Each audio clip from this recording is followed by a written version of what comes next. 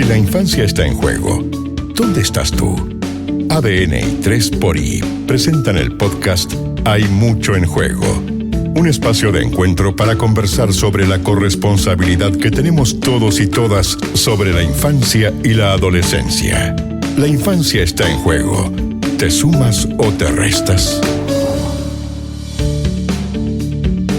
Dejamos anunciado en nuestro capítulo debut, Malena Simonetti, que íbamos a hablar en esta Hay mucho en juego, iniciativa de ADN y 3xI, de los vínculos. Porque en la vida todos tenemos vínculos, buenos, malos, permanentes, frágiles, que cuidamos, que no cuidamos, y son parte de la mochila que cargamos con nuestras propias historias, ¿no? Que a medida, a lo mejor, que van generando momentos difíciles, traumas incluso, y particularmente en la infancia y en la niñez, hacen que esa mochila se vuelva más pesada. Queremos que esta conversación, que este espacio humilde de reflexión, permita irnos haciendo cargo de esos dolores, de esas heridas, de visibilizarlas, de ojalá curarlas, ojalá sanarlas, escuchando las experiencias de los demás, los testimonios de los demás, las recomendaciones y orientaciones de los especialistas y las especialistas, que son quienes saben, porque efectivamente si no se tratan, si no se cuidan y si no se visibilizan, pueden terminar siendo traumas complejos. Y quizás, Sandra, la palabra trauma suena como lejana, incluso un poco clínica, pero si lo pensamos de manera simple, el trauma muchas veces nace de algo muy humano, la falta de protección cuando más la necesitábamos. Un niño o una niña espera de forma natural sentirse seguro, querido, contenido, escuchado, cuidado. Pero ¿qué pasa cuando ese cuidado no llega? O cuando, por el contrario, los vínculos que debían proteger terminan dañando. Por eso, ahora que nos vamos a abrir a la temática de los vínculos, vamos a ir, como dijimos, desmenuzando por distintas temáticas o subtemáticas también. Y hoy día nos vamos a hacer cargo de trayectorias de vida que están precisamente atravesadas por el trauma complejo. Esto que hace que el desarrollo de niños, niñas, adolescentes sea absolutamente impactado por estas experiencias, por estas situaciones, cómo va quedando además grabado en nuestras memorias, en nuestros corazones, cómo va moldeando incluso nuestro cerebro, nuestra forma de poder visibilizar y expresar emociones, tomar decisiones luego respecto a las relaciones, por ejemplo, con el resto del mundo. Y para conversar de este tema, por cierto, que tenemos una especialista, una voz súper autorizada y relevante en la materia, particularmente cuando hablamos de traumas complejos de infancia y vínculos que ojalá podamos sanar, ¿no? Está con nosotros la psiquiatra infanto-juvenil, que ha trabajado en todos estos procesos de reparación emocional, en ayudarnos a entender las experiencias tempranas que pueden de alguna manera marcar la vida, pero no necesariamente la van a determinar hasta el final. Bienvenida, Carmen Lagos, ¿cómo estás? Muy bien, muchas gracias por la invitación. Bienvenida, Carmen.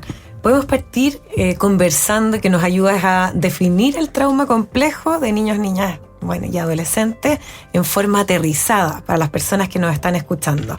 ¿Cómo se produce el trauma complejo? ¿Qué es? Es un tema complejo, valga la redundancia explicar, pero lo vamos a tratar de hacer en simple. A mí me gusta, cuando hablo de este tema, poner el ejemplo de, por ejemplo, un ser vivo como una planta. Y hago la pregunta de ¿qué necesita una planta para crecer? Necesita agua, luz, tierra. Cuidado, tiempo. A veces fertilizantes. Fertilizantes. ¿Y qué pasa si alguno de esos elementos no está? No sé si ustedes se acuerdan, no les tocó hacer en el colegio el experimento de la lentejita. Un poroto, en mi caso. Un poroto. Sí, clásico. Con el algodoncito. Y dependiendo de por dónde llegaba el sol, la planta crecía hacia un lado, o si uno lo ponía en la oscuridad, crecía, pero crecía amarilla. Entonces, los seres vivos nos vamos adaptando a los contextos en los que nos toca vivir, ¿ya? Y los niños también.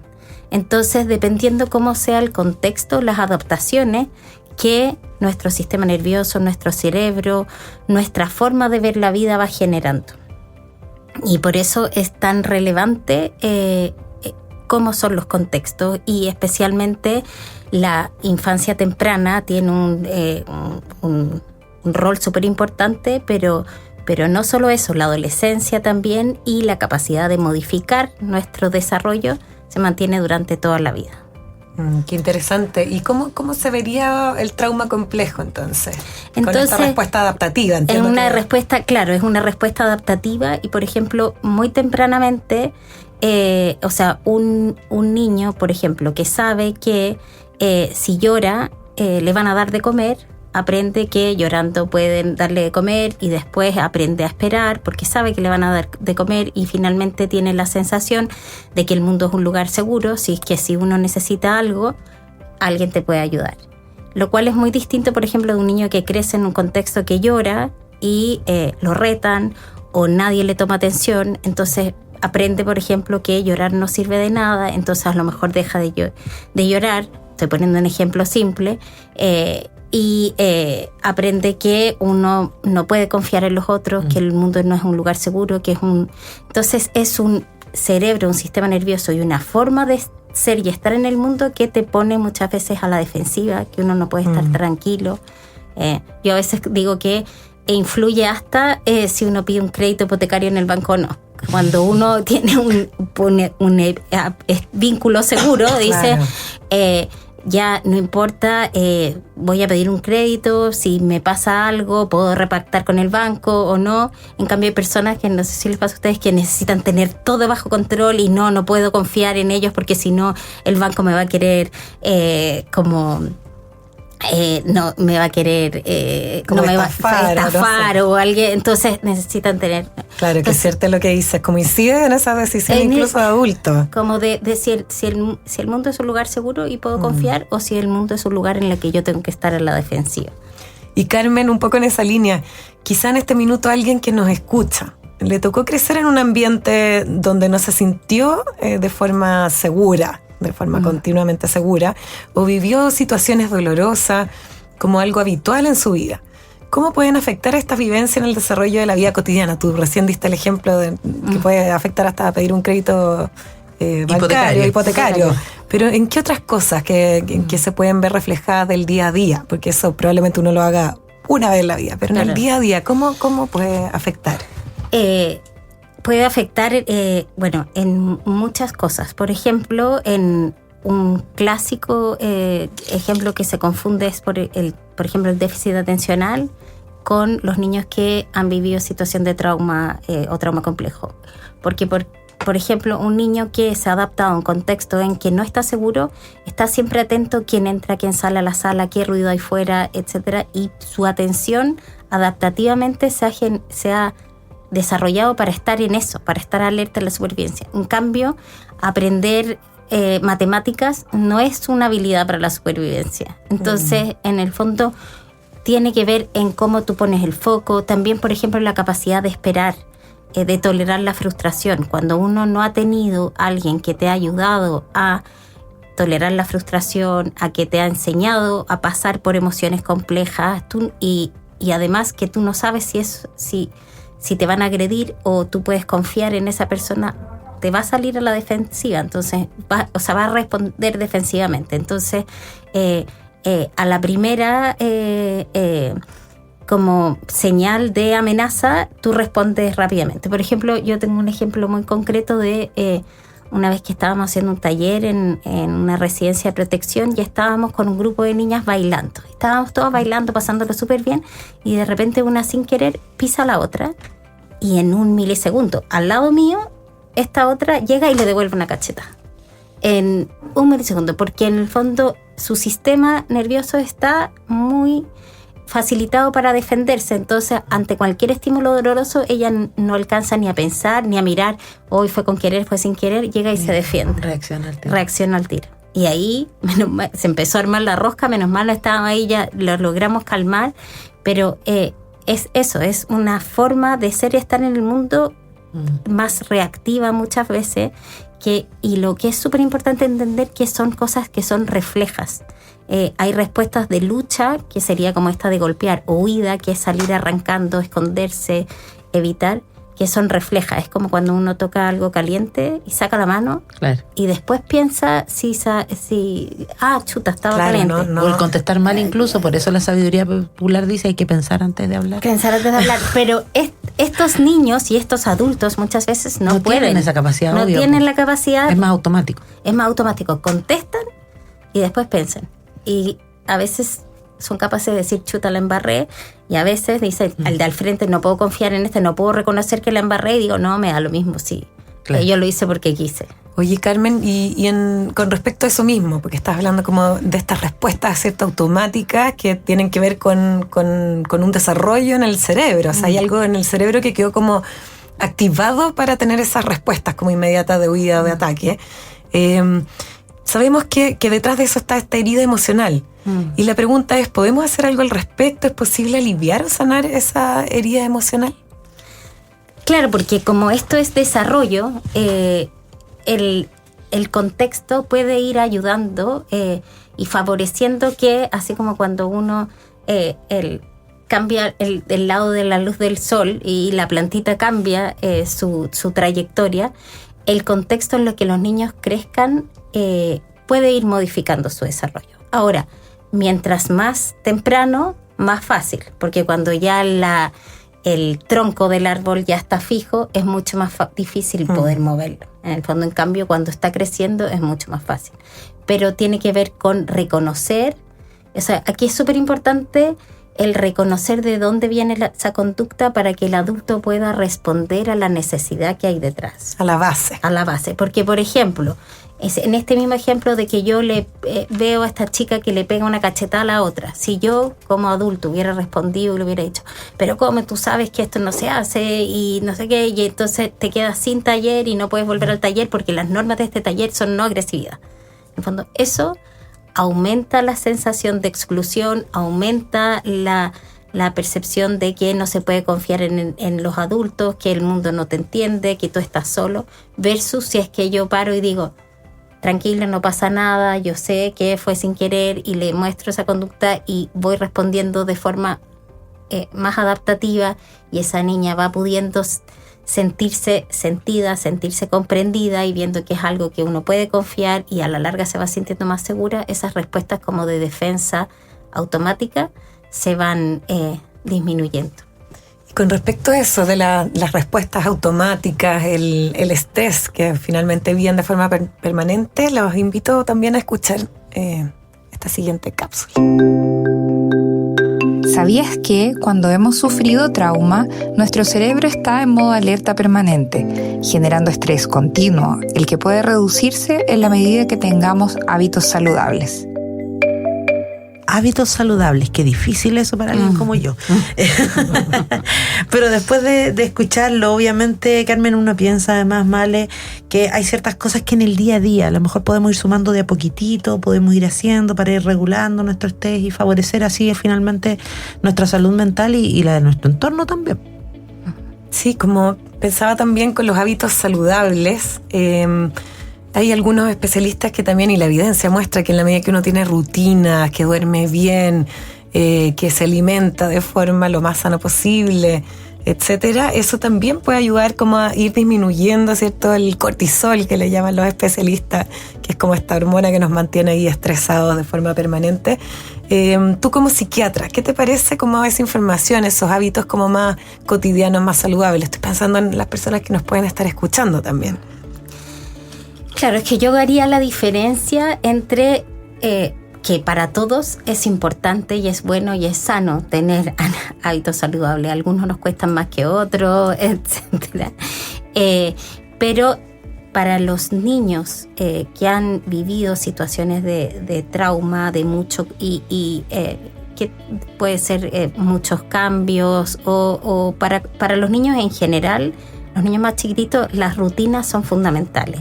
Pero para los niños que han tenido muchos cambios en su vida, las rutinas son clave para poder sentirse seguros, ¿ya? Yo creo que una de las cosas clave en esto es que los niños se vayan sintiendo seguros y la forma de sentirse seguro, por ejemplo, es muy... los niños que han pasado hambre, la sensación de hambre les activa una sensación de inseguridad y de amenaza súper importante.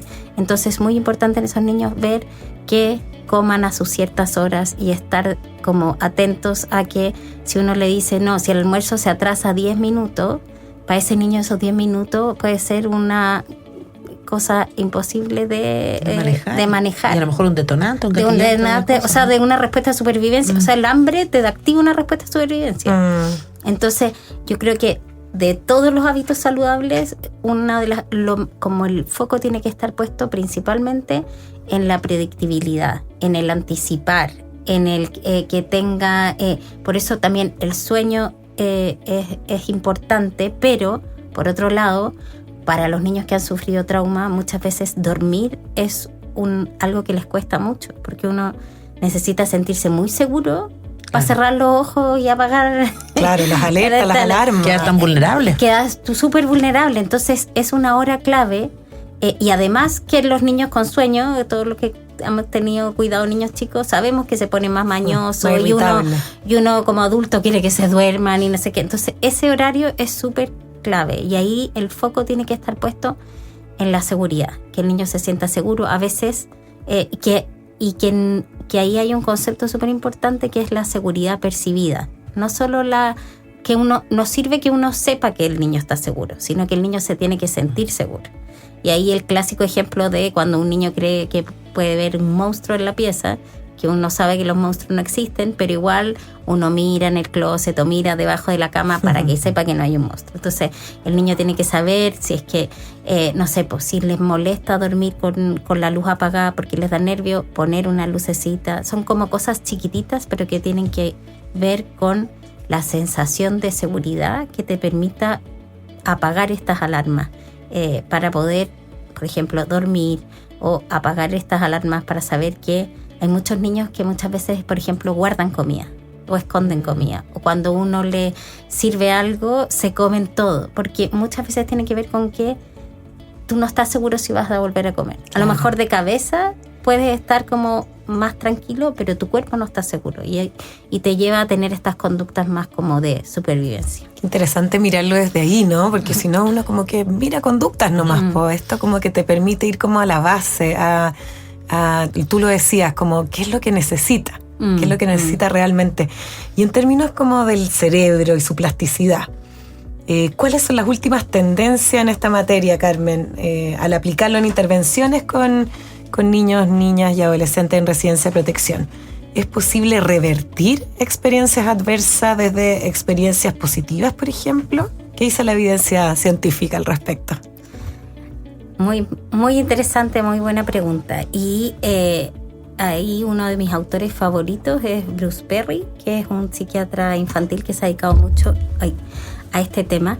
Y él estudia, cuando hace una evaluación, por ejemplo, de algún niño de este contexto, siempre hay un índice que se llama salud relacional, que tiene que ver con cuántas personas tiene relación ese niño, si tiene vínculos familiares o no, si tiene algún cuidador seguro, y él dice que ninguna como que lo terapéutico, lo que podamos hacer los psiquiatras, los psicólogos, no va a tener ningún efecto curativo mientras no exista un mínimo de salud relacional.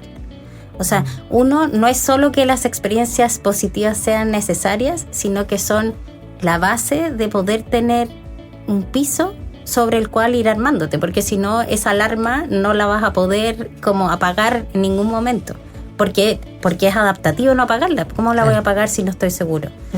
Entonces, y en eso sí, lo que se sabe es que múltiples relaciones positivas y momentos en los que tú te sientas seguro, que pueden ser micromomentos, no necesita tener una conversación o 45 minutos, sino que una profesora que entrando al colegio te mire y te dice, ¡ay, te cortaste el pelo! O no sé qué bueno que viniste hoy día. Esos pequeños como momentos de conexión genuinos van como sumando a la cuenta corriente de las relaciones positivas, y esa cuenta corriente puede ir como haciendo como modo de buffer o contrarrestando las experiencias negativas. Y de hecho, en los estudios que se hacen, como ver como hay personas que lo han pasado pésimo en la vida, pero logran salir adelante y están bien, y al principio decían, estas personas son súper resilientes, como que fuera una capacidad propia de ellos. Y lo que se ha ido viendo es que tiene que ver con que han habido personas que las han apoyado a salir o acompañado en estos procesos de sufrimiento, y eso ha hecho que las heridas y las experiencias vividas no hayan generado tanta disfunción en su vida. Oye, qué esperanzador lo que dice Carmen. A mí por lo menos me emociona. Sí. Nosotros en el Juntos por la Infancia siempre traemos a colación este proverbio africano que dice que se requiere toda una tribu para criar a un solo niño. Y con lo que tú dices, esos son micromomentos. No quiere decir que estén todos full, 100% con un vínculo 24/7, sino que es ser cariñoso en la forma en que miraste, en cómo escuchaste, si ese niño estaba jugando con algo, preguntarle. Refuerzos positivos, Sandra. Muy esperanzador. ¿Cómo se aplican estas teorías de la investigación entonces en la vida cotidiana también? Ahí tú algo mencionaste en estas cositas, pero también para las personas que nos están escuchando más de su día a día para cuidar a la niñez en general, no solo de los que están en el trauma complejo. O sea, yo creo que es estar preocupados por los niños, relacionarse y preocuparse por los niños y sobre todo ahora con los adolescentes que tenemos alrededor. Porque yo creo que hemos avanzado mucho en mirar a los niños y entenderlos y ser respetuosos con sus necesidades, pero también es muy importante ver a esos adolescentes que están más aislados, que a lo mejor a veces hacen menos ruido, que están con su celular y uno puede no tener idea de lo que les está pasando. Entonces, conectar, en el fondo, lo que el niño, para un desarrollo sano, lo que los niños necesitan es sentirse seguros. Entonces, estar atentos a que el lugar donde están, conectar con otros, los vínculos con otros. ¿Ya? Hemos hablado de los vínculos, sí. Y a partir de eso pueden desarrollar las competencias.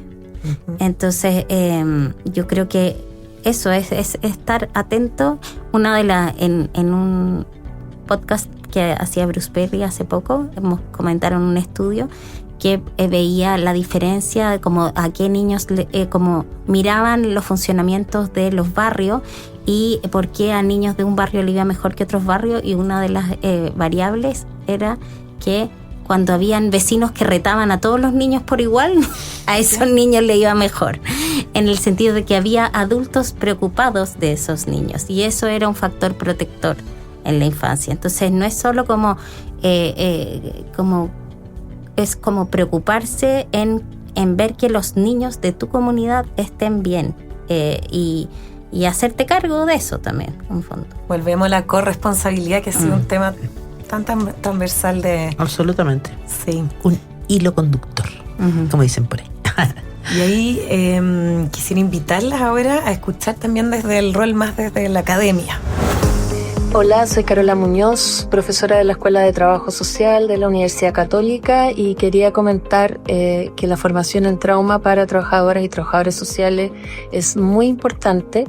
Me parece que tiene que ser una formación especializada, por ejemplo, a través del trabajo social clínico, donde los profesionales aprenden a identificar cómo se manifiesta el trauma de manera diversa en los niños, las niñas y las familias que han enfrentado una situación traumática, así como también les ayudan a elaborar esa experiencia, a tomar conciencia y también a identificar cuáles son los mecanismos de afrontamiento que pueden permitirles abordar esa sintomatología y esa experiencia subjetiva de dolor y de sufrimiento, para poder seguir caminando y poder vivir con esperanza y con confianza en el mundo que los rodea en el futuro.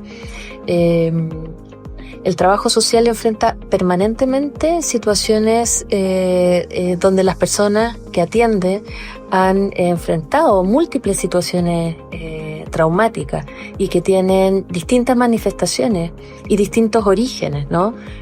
Pueden estar asociados a la pobreza, pueden estar asociados a la exclusión, pueden estar asociados a experiencias traumáticas de violencia de género. Y entonces indudablemente es una especialización que tiene que ser idealmente un requisito para trabajar en ámbitos donde los niños, las niñas, las familias han vivido experiencias de esta envergadura. Después de escuchar a Carola Muñoz, de Trabajo Social de la Universidad Católica, y es el rol en la formación en carreras como trabajo social, ¿cómo lo ves tú, Carmen, en el ámbito de la medicina y la psiquiatría en especial? Yo creo que es muy, muy, muy relevante porque como como lo conversábamos al inicio, es muy importante ver la necesidad que está detrás de esa conducta. O qué es lo que le está pasando a este niño. Por ejemplo, los niños con trauma o con experiencias adversas, complejas, muchas veces no quieren ir a control. Porque no quieren, uno, no confían en el profesional que está al frente. Dos, ¿para qué voy a venir a hablar de lo que me duele? Si yo eso no lo quiero ver, no lo quiero mirar. Entonces es clave. Y eso le pasa a los niños y también a los papás de estos niños, que muchas veces tienen historias muy similares. Entonces, cuesta mirarse al espejo, dicen ustedes los especialistas. Claro, cuesta mirarse. Entonces es muy importante tener esta concepción que veíamos antes de lo primero, que es la seguridad. Entonces decir, mira, por ejemplo, cuando uno ve a un niño, mira, presentarse, decir qué es lo que vas a hacer, qué es lo que no vas a hacer. La predictibilidad, decir, mira, acá yo vengo a ayudarte, me llamo tanto, tú vas a poder, si tú quieres, hay algo de lo que no quieras hablar, puedes no hablarlo, e ir muchas veces como ir generando la confianza con el niño, con la familia, para poder entrar a conversar. Pero cuando uno no tiene esto presente, muchas veces es que este niño no colabora, o esta familia no adhiere a tratamiento. Muchas veces sin preguntarnos si este tratamiento que nosotros o este tipo de atención que estamos ofreciendo es la que este niño necesita. Y a veces esperamos que sean los pacientes los que se adapten a nuestra forma de atender, más que hay una cosa súper concreta que muchas veces los efectos que tiene el trauma en el neurodesarrollo afectan las funciones ejecutivas. Entonces, a veces a los papás que uno le dice, tiene que venir el martes 5 de abril a las 3 de la tarde, y si no lo anota, no sabe que se le va a olvidar la hora. Como que entonces va desde algo súper concreto y práctico, saber que es un paciente, familia que hay que recordarle, que hay que ver que, por ejemplo, no planifican bien el tiempo, entonces llegan tarde, y uno dice, pero ¿cómo? No le interesa, y muchas veces no es por eso, sino que es ver el por qué es lo que está detrás de la conducta o de la acción. Un desafío bien grande ahí en la formación también, ¿cierto? De los especialistas que finalmente tienen que relacionarse con niños, niñas que han vivido trauma complejo y sus familias, como lo dices tú. Y volviendo un poco a lo que habías mencionado anteriormente del conectar. Muchos de los adultos, cuando nos relacionamos con los niños, estamos en el hacer y la tarea, y que tengo que educar o tiene que comer o muchas cosas del hacer, pero no necesariamente estamos conectando en esos minutos con ellos. Tú hablabas que es muy importante tener la seguridad básica, pero también hablaste de la conexión como algo muy relevante. ¿Cómo podemos hacer este cambio para estar más con ellos y ellas, pese a la falta de tiempo, el mundo en que vivimos hoy en día, más que hacer cosas para ellos y así lograr conectar realmente, Carmen? Bueno, ahí yo creo que es, tú lo dijiste, pues el estar. Yo creo que ahí no hay mucho que hacer más que estar y asegurarse que si uno no puede estar, porque tiene que trabajar, porque uno trabaja para que los niños vayan a un buen colegio, porque ver que haya otros que puedan estar con ellos. En el fondo ahí no es necesario, o sea, estar con los niños porque cuando uno está, tiene más posibilidades de conectar. Y ahí a veces, sobre todo con los adolescentes, como que, claro, si uno va y le pregunta ¿cómo te fue en el colegio? Te dicen bien, o mal, o te pueden decir bien y le fue mal. En cambio, si tú estás y estás haciendo lo que tienes que hacer, cocinando, limpiando, pero le tienes un ojo y estás pendiente, puedes estar abierto a que él después, cuando tenga ganas, o tú le puedas decir, oye, te veo distinto, veo que día hay estado, y ir abriendo canales de comunicación. Pero ahí yo creo que no hay que estar con los niños y los adolescentes para poder conectar. Carmen, y para las personas que nos están escuchando, ¿qué tips nos podrías plantear para mejorar nuestra forma de conectar ahora al cierre de este programa? Yo creo que el jugar es la forma como principal de conexión de los niños y de los seres humanos. Y el juego desarma el miedo. En el fondo uno no puede tener miedo o sentirse inseguro y estar jugando. Entonces, tener espacios de juego, de conexión. A veces hay niños que no les gusta jugar porque no se sienten seguros jugando, pero ahí hay como se habla de hacer, por ejemplo, actividades en paralelo. Ya aunque tú estés pintando un dibujo y el otro esté pintando otro dibujo, pero lo estás haciendo en conjunto, ya es una experiencia de conexión. Después hay veces que hay juegos que pueden ser más, por ejemplo, como el Jenga, por ejemplo, que uno está poniendo la atención en un objeto, en el mismo objeto, y eso ya de por sí genera conexión, va a generar experiencias positivas, va a generar pasarlo bien y va a ir sumando a la cuenta corriente de las experiencias positivas. Qué bonito eso, porque efectivamente para tener vínculos que se sanan hay que buscar catalizadores. Ahí el juego es fundamental, la conversación, la escucha súper atenta y presente, y el arte, ¿sabían ustedes? También puede llegar a ser un gran catalizador. ¿Sabías que muchos artistas, cantantes, pintores y cineastas tuvieron vidas atravesadas por el trauma complejo? El arte fue un catalizador de sus vivencias traumáticas y una forma transformadora de creación. Y de sanación, agregaría yo. ¿Cuántos no sobrevivimos la pandemia gracias al arte? Porque leímos libros, vimos películas, escuchamos músicas, ¿no? Es otro de los... Sí, es una forma que permite expresar las cosas que uno no puede poner en palabras. Así que un lenguaje alternativo.